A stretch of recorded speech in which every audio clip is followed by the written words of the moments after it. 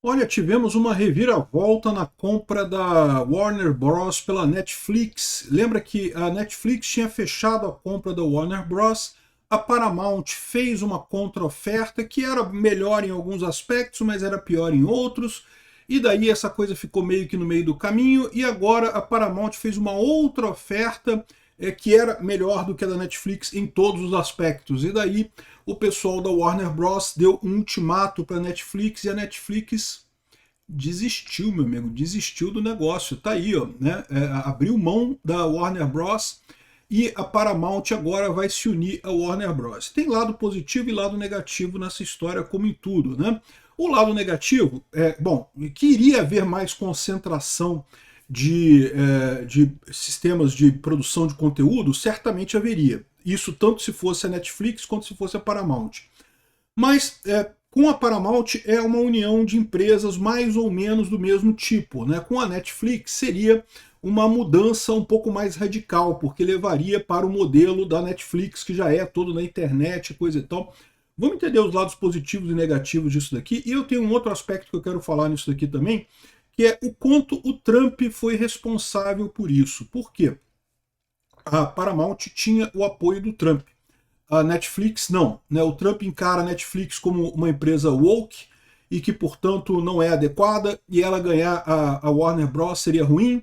A Paramount, por outro lado, é do amigo do Trump, o Larry Ellison, que não chega a ser um cara totalmente conservador, não, mas ele é menos woke, é menos lacrador que a Netflix. Né? Vamos entender esse caso aqui. Será que o Trump mexeu os pauzinhos para dar isso daqui? Porque eu achei que a Netflix desistiu muito rápido dessa história, tá? Eu sou Peter Turguniev, esse é o canal Ancapso e essas notícias foram sugeridas por Não Vai Dar Nada Não, Volta Prêmio Bovino Gadoso e várias outras pessoas. Obrigado aí ao pessoal que sugeriu notícias lá no nosso site, no visãolibertaria.com, e obrigado a você que está assistindo o nosso vídeo. Se você gosta do nosso conteúdo, por favor, deixa o seu like e se inscreva aqui no canal, né? Ontem a gente falou do problema da Globo, né? A Globo está perdendo audiência, não consegue mais emplacar novelas com tanto sucesso quanto tinha antes. Ainda tem bons produtos, ainda é uma empresa viável, ainda tem muito lucro ainda, mas não é mais aquela coisa que já foi no passado. E esse efeito não é só na Globo, tá? Todos os grandes estúdios de Hollywood, todo aquele pessoal que fazia um sucesso enorme, a coisa de 10 anos atrás, 20 anos atrás, né, dominavam os cinemas no mundo, tal, com super filmes que arrecadavam milhões e milhões e coisa e tal. Todo esse pessoal tá com um problema agora, tá? Uma das coisas que o pessoal fala é que isso é devido à lacração, né? Hollywood ficou lacradora pra caramba, começou a fazer um monte de filme. Parece cinema brasileiro, Hollywood, ultimamente, né? Que tudo quanto é filme é para fazer uma história sobre injustiça social, sobre o papel das minorias e não sei o que lá.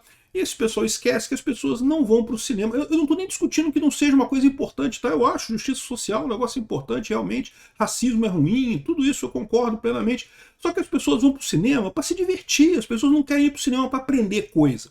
Para aprender coisa, você vai para aula, porra. Você vai assistir aula no colégio, não tem, já aprende coisa pra caramba o tempo todo. As pessoas vão para o cinema para se divertir, para escapismo, né? Então, eu critico muito isso. Acho que essa é a grande causa da falha absurda do cinema brasileiro. O cinema brasileiro parece que não consegue escapar desse negócio. Ai, que o filme tem que ter uma crítica social foda, tem que ter um subtexto importante para explicar para o espectador isso e aquilo. E caramba, se você olhar os filmes brasileiros que fazem sucesso, o Paulo Gustavo fazia um sucesso enorme. Por quê? Porque os filmes dele eram engraçados, cara. É filme engraçado. Pronto, é isso que a população quer, é isso que o povo quer. Quer rir, quer escapar do dia a dia. Ninguém quer aprender porra nenhuma de ai, que Marighella, que foi um grande herói, eu não sei o que lá. Eu não sei, eu acho que o Marighella foi um idiota, tá? Um terrorista de merda. Mas mesmo que fosse um grande herói, ninguém quer aprender porra nenhuma de Marighella, não, caramba. Então, assim, esse é o grande problema do cinema nacional. E lá em Hollywood o pessoal estava seguindo por esse lado. A esquerda dominando lá, chegando à conclusão de que os filmes todos têm que ter um propósito de ensinar alguma coisa, de lacrar de alguma forma. É o que eu sempre falo, não é uma questão de você querer evitar diversidade no filme. Não, o filme pode ter diversidade, pode ter pessoas, né? Aliás, sempre teve, né? Protagonistas mulheres, negros, sempre teve isso no cinema, nunca fez falta. A questão é quando o filme ele é construído na ideia de lacrar, é construído na ideia de colocar aquilo como uma coisa importante. É um personagem em si do filme, é esse tipo de coisa, né? Você acaba tendo filmes que são bosta. Só que, embora isso seja verdade também, eu acho que o principal problema desses estúdios de Hollywood é fundamentalmente o mesmo problema da Globo. É o YouTube, é o streaming, é o fato de que hoje você tem uma quantidade enorme de coisas para você assistir. Simplesmente, por mais que, é lógico, né, os programas da Globo têm uma qualidade muito boa, assim como os programas de Hollywood têm uma qualidade muito boa, né? Mas, no final das contas, você tem tanta alternativa que, né, eles perdem um pouco o espaço. E aí esse pessoal todo tá meio mal das pernas, tá? Esses estúdios de Hollywood todos estão meio mal das pernas. E a Warner Bros. Foi a primeira que abriu o bico e decidiu ser vendida, né? E daí isso aconteceu foi lá em setembro do ano passado, né? Isso foi, não, novembro do ano passado.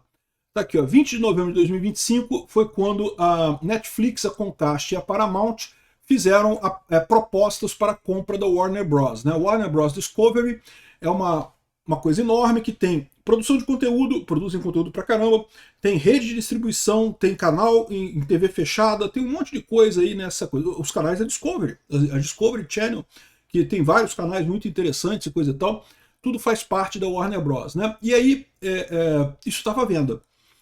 A Netflix fez a oferta que lá nesse primeiro momento foi a ganhadora. A Netflix anuncia a compra da Warner, a HBO faz parte da Warner também, então Game of Thrones, Cavaleiro dos Sete Reinos, né, Casa do Dragão e coisa e tal, tudo faz parte disso daqui e tem muito essa parte de produção de conteúdo, a produção de conteúdo deles é muito grande. E aí a Netflix anunciou essa compra por 82 bilhões de dólares, já era a maior aquisição nessa área desde sempre, né? E muita gente criticou isso, por quê? Porque isso ia criar um modelo novo, né? A Netflix ela surgiu como uma empresa de distribuição de conteúdo. Ela não produzia nada. Originalmente a Netflix fazia até...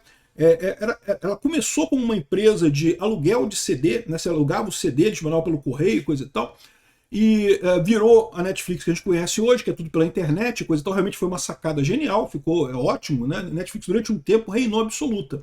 Mas ela atuava na distribuição do conteúdo, ela não produzia as coisas, né? Só que aí o que aconteceu? Primeiro que ela começou a produzir conteúdo, e algumas coisas com muito sucesso, Stranger Things e várias outras séries com muito sucesso, e também, ao mesmo tempo, as outras empresas começaram a querer também distribuir conteúdo. Então você tem hoje a Disney Plus, você tem a HBO Max, você tem a Apple TV, você tem um monte de outras empresas distribuindo conteúdo também via streaming, tal como a Netflix, né? Isso inclusive gerou um problema, porque no final das contas hoje em dia é um dilema que o pessoal tem, né? Antigamente a Netflix era baratinha, valia muito a pena você assinar a Netflix.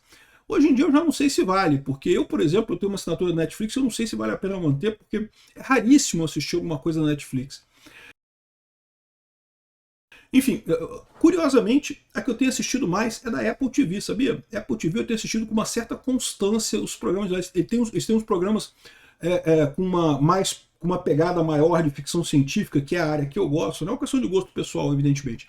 Mas eu tenho assistido mais coisa de lá. Eu fico me perguntando o tempo todo se eu não cancelo minha Netflix, porque é muito raro eu ver alguma coisa ali. Enfim, a HBO Max tem a parte boa que é Game of Thrones, tem outras séries muito boas também, Chernobyl foi muito boa também.